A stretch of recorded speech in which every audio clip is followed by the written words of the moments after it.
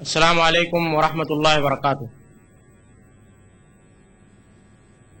الحمد للہ رب العالمین والصلاة والسلام علی رسول الامین وعلی آلہ وصحبہ اجمعین، اما بعد۔ اعوذ باللہ السمیع العلیم من الشیطان الرجیم، بسم اللہ الرحمن الرحیم، رب اشرح لی صدری ویسر لی امری واحلل عقدۃ من لسانی یفقہوا قولی۔ بھائیوں اور بزرگوں، درس حدیث میں امام نووی کا یہ 27واں باب ہے، جس کا موضوع ہے مسلمانوں کی عزت اور ان پر شفقت اور رحمت۔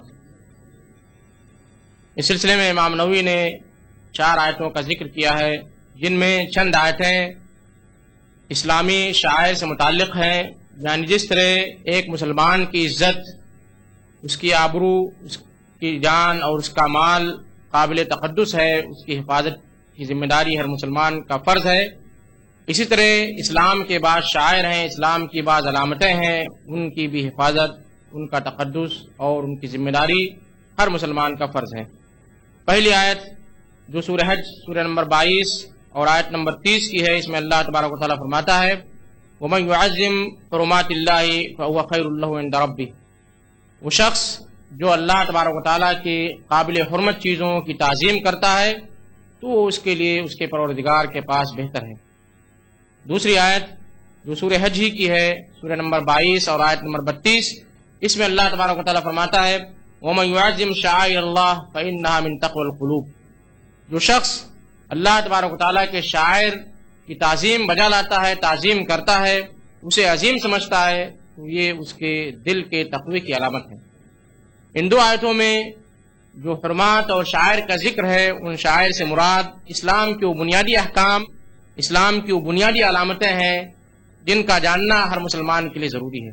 مثال کے طور پر اذان ہے، نماز ہے، ٹخنے سے اوپر پائجامہ پہننا ہے، داڑھی رکھنا ہے، اسلامی احکام جو واجبات میں داخل ہیں، یہ سارے احکام حرمات اور شعائر میں داخل ہیں۔ لہذا وہ مسلمان جو ان حرمات کی تعظیم کرتا ہے، ان کا پاس و لحاظ کرتا ہے، اس کے سلسلے میں اللہ تبارک و تعالیٰ نے پہلی آیت میں فرمایا فَهُوَ خَيْرٌ لَهُ عِندَ رَبِّهِ، وہ اس کے لیے بہتر ہے اس کے پروردگار کے پاس۔ اور دوسری آیت میں اللہ تبارک و تعالیٰ نے فرمایا فَإِنَّهَا مِن تَقْوَى الْقُلُوبِ، یہ اس بات کی علامت ہے کہ اس کا دل متقی ہے۔ اگر اسلام کے ان بنیادی احکام کے سلسلے میں کسی بھائی کو کوئی تکلیف ہے، کوئی حقارت کی نظر سے دیکھ رہا ہے، یا ان چیزوں کو غیر اہم سمجھ رہا ہے اور یہ سمجھ رہا ہے کہ اس کے بجائے دوسری تعلیمات یہ اس سے بہتر ہے، ایسے شخص کے بارے میں غور کرنا چاہیے۔ کہیں اللہ تبارک و تعالیٰ نے جو فرمایا فَإِنَّهَا مِن تَقْوَى الْقُلُوبِ، اس کے دل کے تقوی کی علامت ہے، کہیں ایسا نہ ہو کہ ہمارے دل کے عدم تقوی کی علامت ہو۔ اور تیسری آیت جو عام مسلمانوں کے سلسلے میں ہے، اس میں اللہ تبارک و تعالیٰ نے اللہ کے نبی کریم صلی اللہ علیہ وسلم کو حکم دیتے ہوئے فرمایا، سورہ ہجر کی آیت ہے سورہ نمبر 15 اور آیت نمبر 88، اللہ تبارک و تعالیٰ فرماتا ہے وَخْفِضْ جَنَاحَكَ لِلْمُؤْمِنِينَ، اپنے بازو کو مومنین کے لیے نرم رکھو۔ جب کوئی مومن آپ سے گفتگو کرے، آپ کے پاس آئے، تو آپ اسے نرم انداز میں گفتگو کرو۔ اللہ کے نبی کریم صلی اللہ علیہ وسلم کو یہ حکم دیا جا رہا ہے، جبکہ اللہ کے نبی کریم صلی اللہ علیہ وسلم کے بارے میں ہمارا یہ عقیدہ ہے کہ اللہ کے نبی کریم صلی اللہ علیہ وسلم گناہوں سے پاک تھے۔ اس کے باوجود اللہ تبارک و تعالیٰ انہیں یہ ہدایت دے رہا ہے۔ اس ہدایت کے دینے کا مقصد یہ ہے کہ عام مسلمانوں کا برتاؤ دوسرے مسلمان کے ساتھ ایسا ہی ہونا چاہیے جیسا کہ اللہ کے نبی کریم صلی اللہ علیہ وسلم کو حکم دیا گیا، یعنی ایک مسلمان دوسرے مسلمان کے لیے نرم پہلو رکھے۔ اور آپ ان چھوٹی چھوٹی چیزوں کا خیال نہیں کرتے ہیں۔ بس میں چڑھتے ہوئے ایک مسلمان بھائی چڑھ رہا ہے، یہاں اس آیت کو یاد رکھیں وَخْفِضْ جَنَاحَكَ لِلْمُؤْمِنِينَ، اپنے مومن بھائی کے لیے اپنا گوشہ نرم رکھو۔ ہوتا یہ ہے کہ ہم اسے دھکا دے کر آگے چڑھ جاتے ہیں، اور اگر کوئی کمزور ضعیف ہے، عمر دراز ہے، تو وہ بس پر ہی نہیں چڑھ سکتا ہے۔ اسلام کی یہ تعلیمات کو اگر آپ سامنے رکھیں گے تو انشاءاللہ آپ کو کسی بھی قسم کی کوئی دشواری نہیں ہوگی۔ اور ایک آخری آیت جسے امام نووی نے ذکر کیا ہے من قتل نفسا بغیر نفس او فساد فی الارض فکانما قتل الناس جميعا ومن احیاها فکانما احیا الناس جميعا، سورہ مائدہ سورہ نمبر 5 اور آیت نمبر 32، یہ مشہور آیت ہے جس میں اللہ تبارک و تعالیٰ نے ساری انسانیت کے لیے حکم دیا کہ جس نے کسی ایک جان کو قتل کیا گویا کہ اس نے ساری انسانیت کو قتل کیا۔ اور جس نے کسی ایک جان کو بچایا یعنی اسے قتل ہونے سے بچایا تو گویا اس نے سارے لوگوں کو زندہ کیا، ساری انسانیت کو زندہ کیا۔ بڑی اہم اور واضح تعلیمات ہے۔ یہاں اللہ تبارک و تعالیٰ نے ساری انسانیت کا ذکر کیا، اس میں بدرجہ اولا مومن اور مسلم بھی داخل ہوتے ہیں۔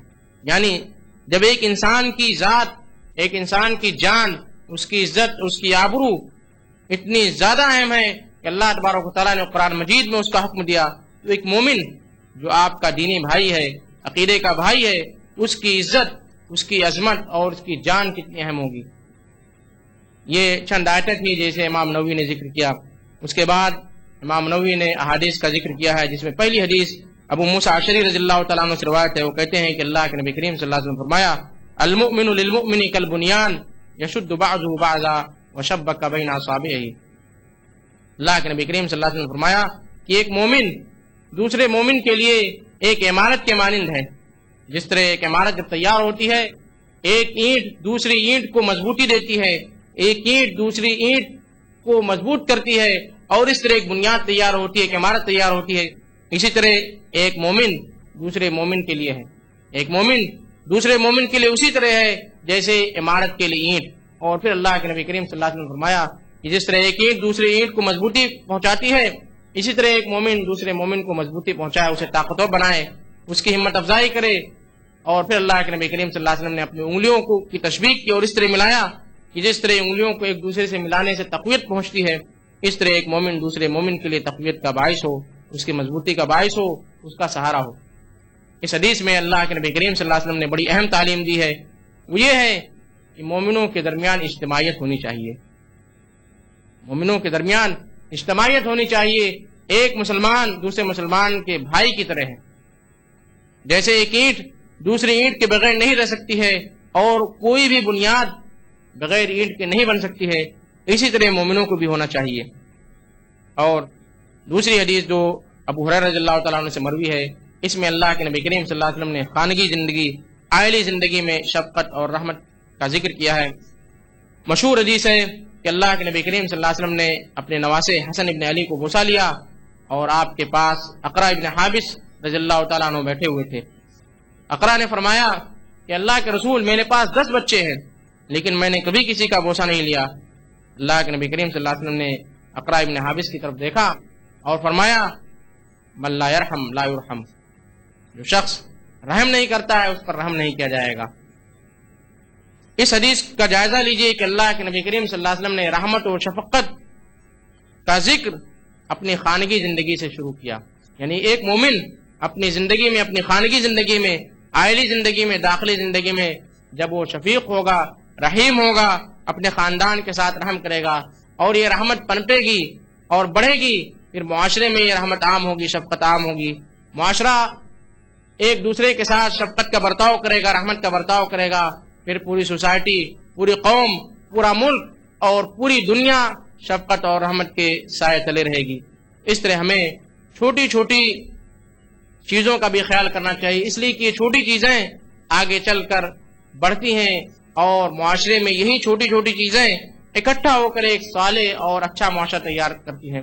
اللہ تبارک و تعالیٰ سے دعا ہے کہ اللہ تبارک و تعالیٰ ہمیں صحیح معنوں میں دین کی سمجھ عطا فرمائے اور مومنوں کو آپس میں ایک دوسرے کے ساتھ مل جل کر رہنے کی توفیق عطا فرمائے۔ ہمارے درمیان جو اختلافات ہیں اللہ تبارک و تعالیٰ ان اختلافات کو دور کرے۔ آمین۔ وآخر دعوانا ان الحمد للہ رب العالمین۔ اس سلسلے میں اگر کسی بھائی کو کوئی سوال کرنا ہو تو کر سکتے ہیں۔ السلام علیکم۔ وعلیکم السلام۔ داڑھی اسلامی شاعر میں سے ہے، اس کے لیے کوئی حد ہے کہ کتنی رکھی جائے، یا اگر کوئی خشخاشی کرتا ہے تو وہ بھی کیا داڑھی صاف کرنے والوں میں شمار ہوگا؟ اور اگر کوئی داڑھی صاف کرتا ہے، خشخاشی رکھتا ہے، تو ایک اسلامی شاعر کو چھوڑ رہا ہے یا سنت موقدہ کو موقوف کر رہا ہے، اس لیے کیا ہمیشہ ملعون رہے گا؟ بھائی صاحب نے بہت ہی اچھا سوال کیا اور انہوں نے بطور مثال داڑھی ذکر کی۔ میں داڑھی کو سامنے رکھتے ہوئے اسلام کے جو دوسرے شاعر ہیں ان کا بھی ذکر کروں گا۔ داڑھی یہ اسلامی شاعر میں ہے، یعنی یہ مسلمانوں اور اسلام کی ایک علامت ہے، اس کا رکھنا واجب ہے اور اس کی عزت، اس کی تعظیم کرنا بھی واجب ہے۔ لیکن ایک شخص جو داڑھی نہیں رکھتا ہے لیکن اسے اس بات کا احساس ہے کہ میں ایک گناہ کر رہا ہوں، میں ایک جرم کر رہا ہوں، اسلام کے ایک حکم کی خلاف ورزی کر رہا ہوں، انشاءاللہ ایسے شخص کا عذر اللہ تبارک و تعالیٰ کے یہاں قابل قبول ہوگا۔ لیکن اس کے بجائے ایک شخص جو داڑھی نہیں رکھ رہا ہے وہ اسلام کے اس حکم کا استہزاء کر رہا ہے اور یہ سمجھ رہا ہے کہ ایک زائد بال ہے جسے اللہ تبارک و تعالیٰ نے زبردستی ہم پر فرض قرار دیا ہے، جبکہ معاشرہ اور سوسائٹی اس بات کی اجازت نہیں دے رہا ہے اور اسلام کا یہ حکم ہم پر زبردستی نافذ کیا گیا ہے، اسے برا لگ رہا ہے اور وہ داڑھی رکھنے والوں کو حقارت کی نظر سے دیکھ رہا ہے، تو ایسا شخص بذات خود داڑھی نہ رکھنے کا مجرم قرار پائے گا، اور دوسرا جرم اسلام کے شاعر کی تعظیم نہ کرنا ہوگا۔ تو فرق ہے اسلام کے شاعر کی تعظیم کرنا اور اس کا مذاق اڑانا، دونوں چیزیں اگر ساتھ میں پائی جاتی ہیں، یعنی ایک شخص شاعر کی تعظیم کرتا ہے لیکن اس پر عمل نہیں کر رہا ہے کسی وجہ سے، اس کی کمزوری ہے یا ایمان اتنا پختہ نہیں ہے، لیکن وہ شاعر کی تعظیم کر رہا ہے تو اس تعظیم کا ثواب وہ حاصل کرے گا اور اس حکم پر عمل نہ کرنے کا وہ گنہگار قرار پائے گا۔ لیکن ایک شخص نہ تو اسلام کے شاعر کی تعظیم کر رہا ہے اور نہ ہی اس چیز پر عمل کر رہا ہے، ایسی صورت میں اس کے ساتھ دو گناہ جمع ہو جائیں گے۔ رہا داڑھی رکھنے کا مسئلہ کہ داڑھی کتنی رکھی جائے، جیسا کہ یہ چیز معلوم ہے آپ لوگوں کو کہ داڑھی کم از کم ایک مشت ہونی چاہیے، جیسا کہ اللہ کے نبی کریم صلی اللہ علیہ وسلم کی سنت سے ثابت ہے، اور اللہ کے نبی کریم صلی اللہ علیہ وسلم کا یہ حکم ہے کہ داڑھی کو بڑھاؤ اور مونچھ کو کاٹو۔ اس سلسلے میں جب ہم ان احادیث کا مطالعہ کرتے ہیں جو احادیث داڑھی سے متعلق ہے اور صحابہ کرام کے اعمال کا مطالعہ کرتے ہیں، ان کا جائزہ لیتے ہیں، تو ہمیں معلوم ہوتا ہے کہ داڑھی کو چھوڑ دینا یہ اللہ کے نبی کریم صلی اللہ علیہ وسلم کی سنت ہے۔ لیکن صحابہ کرام کے عمل سے ہمیں یہ دلیل ملتی ہے کہ بعض صحابہ کرام داڑھی میں حسن لانے کے لیے ایک مشت سے زائد ہونے کی صورت میں داڑھی کو کاٹ لیا کرتے تھے، اور اللہ کے نبی کریم صلی اللہ علیہ وسلم کی اقوال اور آپ کے عمل کو سب سے بہتر طریقے سے سمجھنے والے اللہ کے نبی کریم صلی اللہ علیہ وسلم کے صحابہ تھے۔ اس لیے صحابہ کرام کے اعمال سے ہمیں یہ دلیل ملتی ہے کہ اگر کوئی شخص داڑھی ایک مشت سے زائد ہو جانے کی صورت میں اگر کاٹتا ہے تو اللہ کے نبی کریم صلی اللہ علیہ وسلم کی سنت کا مخالف قرار نہیں پائے گا۔ رہا داڑھی کو بالکل خشخشی کرنا یا صرف ایسی داڑھی رکھنا جو صرف چمڑے سے ملی ہوئی رہتی ہے، ایسی صورت میں ہم یہ کہیں گے کہ وہ صرف داڑھی رکھنے والا رہنا چاہتا ہے، یعنی وہ یہ بتانا چاہتا ہے کہ میں نے داڑھی رکھی ہے، لیکن حقیقی معنوں میں اللہ کے نبی کریم صلی اللہ علیہ وسلم کی جو سنت ہے اس سنت پر وہ عمل نہیں کر رہا ہے۔ پھر بھی ہم یہ کہیں گے کہ وہ اس شخص سے بہتر ہے جو اللہ کے نبی کریم صلی اللہ علیہ وسلم کی سنت پر مسکرا چلا رہا ہے۔ تو ان اعمال کو آپ انہی کے حدود میں جائزہ لیجئے، ایسا نہیں کہ جو شخص خشخشی داڑھی رکھا ہو آپ اسے کہیں کہ آپ بہتر ہے آپ مسکرا چلا لیجئے۔ دیکھا یہ گیا ہے کہ ایسے احباب جو داڑھی کاٹتے ہیں یا خشخشی داڑھی رکھتے ہیں، دوسرے لوگ جن کی داڑیاں لمبی ہوتی ہیں وہ کہتے ہیں کہ تمہاری اس داڑھی سے بہتر مسکرا چلا لینا ہے، حالانکہ وہ اللہ کے نبی کریم صلی اللہ علیہ وسلم کی سنت پر 1% عمل کر رہا ہے، 99% عمل نہیں کر رہا ہے۔ آپ اسے اس بات کی دعوت دے رہے ہیں کہ جو 1% عمل کر رہا ہے اسے بھی ترک کر دے۔ معاملات کو اور اعمال کو اس کی حدود میں رکھیے اور اس انداز سے اس کے ساتھ برتاؤ کیجیے۔ اللہ تبارک و تعالیٰ سے دعا ہے کہ اللہ تبارک و تعالیٰ ہمیں اسلام کے شاعر کی تعظیم بجا لانے کی توفیق عطا فرمائے۔ وقت ختم ہو چکا ہے۔ اللہ تبارک و تعالیٰ سے دعا ہے کہ اللہ تبارک و تعالیٰ ہمیں دین کی صحیح سمجھ عطا فرمائے۔ آمین وآخر دعوانا ان الحمدللہ رب العالمین۔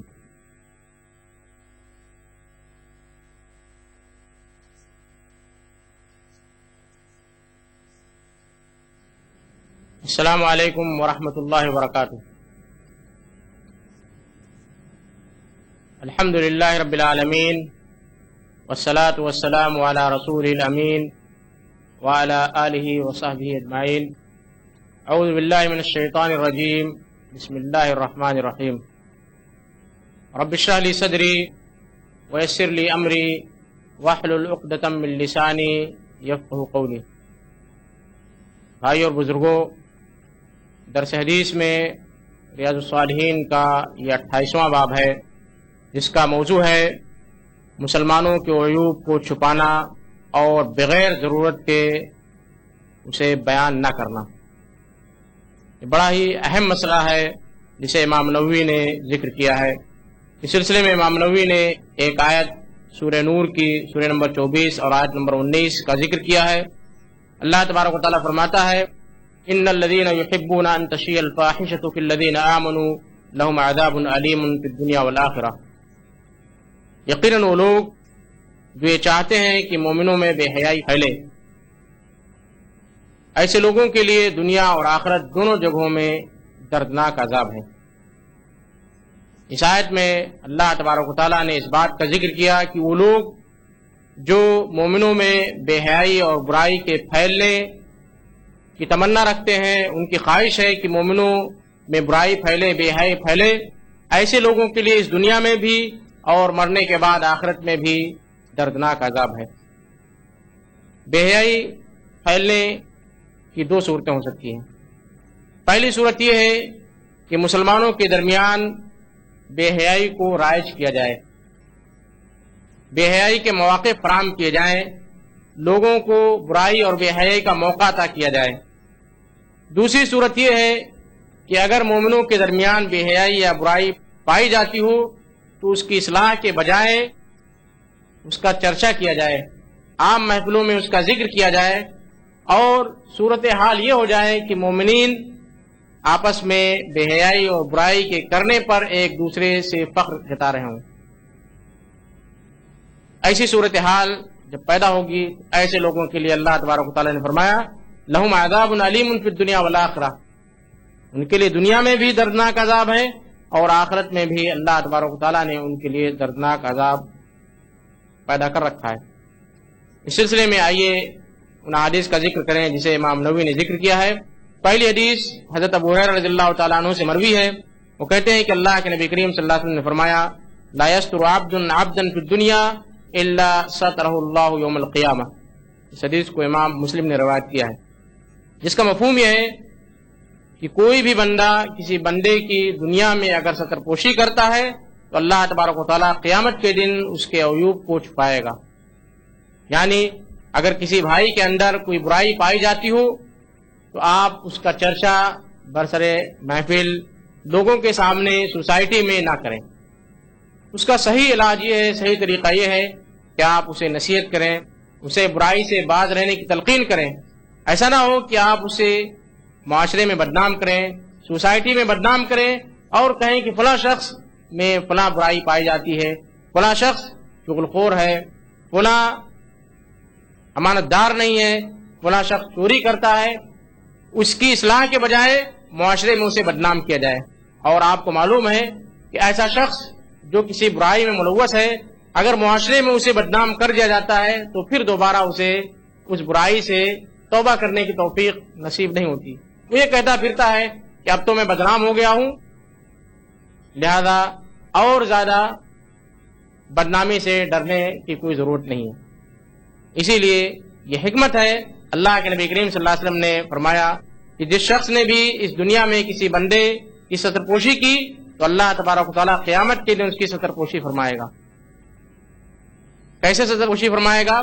اس کی صورت یہ ہو سکتی ہے کہ اللہ تبارک و تعالیٰ یا تو اس کے گناہوں کو معاف کر دے، جیسا کہ گناہ صغیرہ کے بارے میں، گناہ صغیرہ اچھے اعمال کی بدولت معاف ہو جایا کرتے ہیں۔ اسی طرح اگر کوئی شخص کسی بندے کی ستر پوشی کرتا ہے تو اللہ تبارک و تعالیٰ اس کی ستر پوشی کی وجہ سے اس کے گناہ صغیرہ کو معاف فرما دے گا۔ یا اس کا یہ مفہوم بھی ہو سکتا ہے کہ اللہ تبارک و تعالیٰ قیامت کے دن اس کی باز پرس تو ضرور کرے گا، لیکن لوگوں کے سامنے نہیں بلکہ تنہائی میں اس سے اس کے گناہوں کی باز پرس کرے گا اور گناہوں کے لحاظ سے اس کی معافی یا اس کی سزا کا اعلان ہوگا۔ یعنی عام لوگوں کے سامنے میدان محشر میں اللہ تبارک و تعالیٰ اس کے اس عمل کی وجہ سے اسے رسوا نہیں کرے گا، بلکہ اسے تنہائی میں اس کی باز پرس ہوگی۔ دوسری حدیث جو حضرت ابو ہریرہ سے مروی ہے، وہ کہتے ہیں کہ اللہ کے نبی کریم صلی اللہ علیہ وسلم کو فرماتے ہوئے سنا میں نے کل امتی معافن الا المجاہرین وان من المجاہرۃ ان یعمل الرجل باللیل عملا ثم يصبح وقد ستره الله عليه فيقول يا فلان عملت البارحة كذا وكذا وقد بات يستره ربه ويصبح يكشف ستر الله عنه. اللہ کے نبی کریم صلی اللہ علیہ وسلم فرماتے ہیں کہ میری امت کے سارے لوگوں کو معاف کر دیا جائے گا سوائے ان لوگوں کے جو گناہوں کا اظہار کرتے ہیں، جو گناہوں پر فخر کرتے ہیں. اور گناہوں کے اظہار کا ایک طریقہ یہ بھی ہے کہ ایک شخص رات میں کوئی گناہ کرتا ہے، اللہ اس کے گناہ کی پردہ پوشی کرتا ہے، لیکن جیسے صبح ہوتی ہے وہ شخص کہتا ہے فلان میں نے رات میں کیا کیا کارنامے انجام دیے تمہیں معلوم ہے، حالانکہ اللہ تبارک و تعالیٰ نے اس کی ستر پوشی فرمائی تھی. اس حدیث میں اللہ کے نبی کریم صلی اللہ علیہ وسلم فرماتے ہیں کہ کل امتی معافن الا المجاہرین، میرے امت کے سارے لوگوں کے گناہ معاف کر دیے جائیں گے سوائے ان لوگوں کے جو اپنے گناہوں کا اظہار کرتے ہیں، جو اپنے گناہوں پر فخر کرتے ہیں. گناہوں کا اظہار دوسروں کے سامنے خواہ انسان خود کرے یا دوسرا شخص اس کی خطا کا اظہار لوگوں کے سامنے کرے، دونوں صورتیں اس میں داخل ہیں. تیسری حدیث جو حضرت ابو ہریرہ سے مروی ہے، وہ کہتے ہیں کہ اتی النبی صلی اللہ علیہ وسلم برجل قد شرب خمرا فقال اضربوه قال ابو هريره فمن الضارب بيده والضارب بنعله والضارب بثوبه ولما انصرف قال بعض القوم اخزاك الله قال لا تقولوا هكذا لا تعينوا عليه الشيطان. کہتے ہیں کہ اللہ کے نبی کریم صلی اللہ علیہ وسلم کے پاس ایک شخص کو لایا گیا جس نے شراب پی لی تھی. اللہ کے نبی کریم صلی اللہ علیہ وسلم نے فرمایا اسے مارو. صحابہ کرام میں بعض صحابہ کرام نے اسے اپنے ہاتھوں سے مارا، کچھ لوگوں نے اپنے جوتوں سے مارا، کچھ لوگوں نے کپڑے سے مارا. جب وہ شخص واپس چلا گیا، جب اس پر تعزیر نافذ ہو گئی، حد نافذ ہو گئی، واپس جانے لگا تو صحابہ میں سے ایک صحابی نے فرمایا اخزاک اللہ، اللہ تجھے رسوا کرے. سزا دینے کے بعد کسی صحابی کو غصہ آیا اور اس نے کہا کہ اللہ تجھے رسوا کرے. اللہ کے نبی کریم صلی اللہ علیہ وسلم نے فرمایا لا تقولوا علیہ ہکذا، ایسا مت کہو، اس طرح تم اس کے خلاف شیطان کو مدد کرو گے. یعنی جب اس پر سزا نافذ کر دی گئی، اسے سزا دی گئی، سزا دینے کے بعد اب آپ اسے اس کے گناہوں کی یاد دہانی نہ کرائیں، اس کے گناہ پر شرمندہ نہ کریں. کہیں ایسا نہ ہو کہ وہ یہ سمجھ لے کہ اب تو میں معاشرے میں بدنام ہو چکا، میں رسوا ہو چکا، اب اور رسوا ہونے کا کوئی مقام نہیں ہے. اس کے بعد گناہ وہ کرتا چلا جائے اور اس گناہ میں ملوث ہو، اسے گناہ کے توبہ کی توفیق نصیب نہ ہو. تو یہ وجوہات ہیں جن وجوہات کے بنا پر اللہ کے نبی کریم صلی اللہ علیہ وسلم نے فرمایا، اور اللہ تبارک و تعالیٰ نے بھی جو سورہ نور میں فرمایا ہے کہ لوگوں کی ستر پوشی کرنی چاہیے. ستر پوشی کے چند حدود ہیں، ان حدود کے دائرے میں رہتے ہوئے آپ اس کی ستر پوشی کر سکتے ہیں. بعض مواقع پر آپ کو اس کے عیوب کو بیان کرنا ضروری ہوگا، جیسے کہ محدثین نے ذکر کیا ہے کہ روایت کے معاملے میں اگر کسی شخص کے بارے میں چھان بین کی جائے کہ وہ شخص کیسا ہے، جھوٹا ہے، دیانتدار نہیں ہے، یا اس کے اندر کوئی برائی پائی جاتی ہو، اگر اسے کوئی حدیث مروی ہے تو حدیث کی چھان بین کے لیے، حدیث کی تفتیش کے لیے اس شخص کے عیوب کو بیان کیا جائے گا، لیکن وہ اسی حد تک ہوگا جس حد تک اس کی ضرورت ہوگی. ایسا نہیں کہ حدیث کی روایت کی حد تک اسے بیان کیا گیا پھر آپ اسے معاشرے میں عام کریں، یہ اجازت نہیں ہے. ان ساری احادیث سے ہمیں یہ بات معلوم ہوتی ہے کہ معاشرے میں اگر برائی پائی جاتی ہے اور انسان خواہ مسلمان ہو یا غیر مسلم ہو، انسان ہونے کے ناطے ہر شخص سے غلطی کا امکان ہے، ہر شخص برائی کر سکتا ہے. اس کا صحیح طریقہ یہ ہے کہ آپ اس کی ستر پوشی کریں، اسے واعظ و نصیحت کے ذریعے اس کی برائی کی طرف یاد دہانی کرائیں اور اسے بتائیں کہ یہ فلاں برائی ہے جس کا یہ گناہ ہے، اس برائی سے باز رہنا چاہیے، اور اسے جہنم اور آخرت کی وعید سنائیں اور اسے واعظ و نصیحت کے ذریعے اس برائی سے دور کرنے کی کوشش کریں. ایسا نہ ہو کہ آپ اس کی برائی کو عام کر دیں پھر اسے توبہ کی توفیق نصیب نہ ہو. اللہ تبارک و تعالیٰ سے دعا ہے کہ اللہ تبارک و تعالیٰ ہمیں حدیث پر عمل کرنے کی توفیق عطا فرمائے اور حدیث کو اسی کے مفہوم میں سمجھنے کی توفیق عطا فرمائے. آمین. وآخر دعوانا الحمدللہ رب العالمین. اس سلسلے میں اگر کسی بھائی کو کوئی سوال کرنا ہو تو کر سکتے ہیں. السلام علیکم. وعلیکم السلام. مثال کے طور پر جب میں کسی کے ساتھ میں کاروبار کرتا ہوں اور وہ شخص لائق کا ہی نہیں اور خود دوسرا شخص اگر اس کے ساتھ میں کام کرنا چاہتا ہے، مجھ سے دریافت کرتا ہے کہ بھائی وہ آدمی کے ساتھ میں کام کروں کہ نہیں کروں، تو اس کی میں برائی کے بدلے اچھا ہے کروں کہ ہاں بھائی بہترین آدمی ہے تو اس کے ساتھ بنداس کر، یا کوئی تکلیف نہیں ہے بنداس، تیرا لائف بن جائیں گے ایک دم. مثال کے دوسری مثال، کوئی رشتہ اگر آتا ہے کسی لڑکے کا، مجھے معلوم ہے اگر لڑکا شرابی کبابی اور بدماش ہے، تو میں کیا وہ لڑکے کے باپ سے کہ نہیں لڑکا بہترین ہے بھائی، اس کی برائی کرنا منع ہے، بنداس شادی کر دیجیے. بھائی صاحب نے جو سوال کیا مختصر طور پر یہ کہ میں نے ذکر کیا کہ عیوب کو پھیلایا نہ جائے، عیوب کو عام نہ کیا جائے. ضروریات کے تحت آپ عیوب کا اظہار کر سکتے ہیں، صرف اس حد تک جس حد میں اس کی ضرورت ہو. مثال کے طور پر آپ کا کوئی پارٹنر ہے، آپ کسی کے ساتھ کاروبار کر رہے ہیں، آپ کا اس سے اختلاف ہو گیا، اب وہ پارٹنر کسی دوسرے کے ساتھ شراکت کرنا چاہتا ہے، اس کے ساتھ کاروبار کرنا چاہتا ہے، تو آپ کا یہ فرض نہیں بنتا ہے کہ آپ اخبار میں اس کے خلاف نکال دیں کہ میرا فلاں پارٹنر بہت ہی بددیانت ہے، امانت دار نہیں ہے، دھوکے باز ہے. یہ آپ کا فرض نہیں ہے. اگر دوسرا پارٹنر آپ سے اس کے بارے میں رائے لے رہا ہے کہ فلاں جو آپ کے پرانے پارٹنر تھے ان کے بارے میں آپ کا کیا خیال ہے، آپ ان سے کہہ سکتے ہیں کہ ان سے میرا بزنس 2 سال یا 4 سال چلا، فلاں فلاں معاملات ہوئے، بہتر ہے کہ آپ ان کے ساتھ کاروبار نہ کریں. کیونکہ یہاں مشورہ لیا گیا ہے اور حدیث میں ہے کہ المستشار و امین، جس سے مشورہ لیا جاتا ہے اس پر یہ فرض ہوتا ہے کہ صحیح صحیح بات بتائے، صحیح صحیح بات بتائے. یہاں آپ کو بتانا ضروری ہے، یہاں آپ کے لیے بتانا ضروری ہے. اسی طرح شادی بیاہ کے معاملے میں اگر کسی کا کوئی رشتہ آ رہا ہو اور اگر آپ سے طلب کیا جائے، ایسا نہیں کہ آپ اس ٹو میں لگے رہیں کہ فلاں جگہ رشتہ ہو رہا ہے فلاں لڑکے کا، آپ ان کے گھر والوں کے پاس جائیں اور کہیں فلاں صاحب تو ایسے ہیں ایسے ہیں ایسے ہیں. اس سے منع کیا گیا ہے. اگر آپ سے مشورہ لیا جا رہا ہے تو آپ اس کے بارے میں بیان کر سکتے ہیں.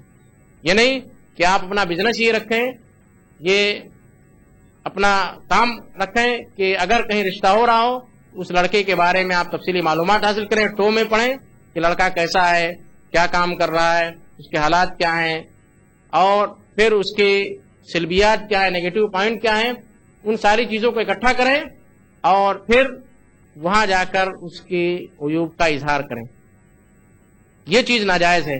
لیکن اگر جہاں رشتہ ہو رہا ہے وہ لوگ آپ سے مشورہ لے رہے ہیں تو آپ چھپا بھی نہیں سکتے. اگر آپ چھپا رہے ہیں تو یہ شرعاً ناجائز ہے، آپ کے لیے بتانا ضروری ہے. اللہ تبارک و تعالیٰ سے دعا ہے کہ اللہ تبارک و تعالیٰ ہمیں احادیث پر عمل کرنے کی توفیق عطا فرمائے. وقت اس بات کی اجازت نہیں دے رہا ہے کہ آگے کوئی سوال ہو. وآخر دعوانا الحمدللہ رب العالمین.